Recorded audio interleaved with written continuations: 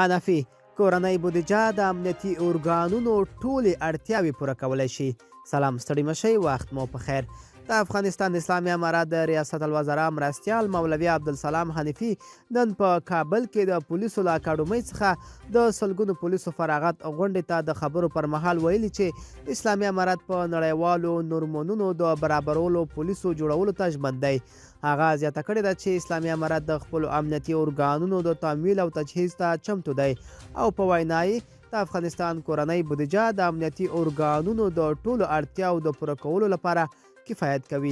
هغه دغه راز زیاته کړې ده چې واک ته د اسلامي امارات له رسیدو سره سم په ټول هیواد کې سراسري امن راغلی دی او هر څوک به له کومې ویرې خپل ژوند ته ادامه ورکوي. جنفي ټینګار کړی دی چې د اسلامي امارات به د هیواد د آبادۍ او ښېرازۍ لپاره خپلو هلو ځلو ته دوام ورکړي. ملګرو، دا وه زموږ چمتو شوې ویډیو. د لا ښکلې ویډیوګانو لپاره موږ سره پاتې شئ. تر بلې ویډیو ښه وخت ولرئ.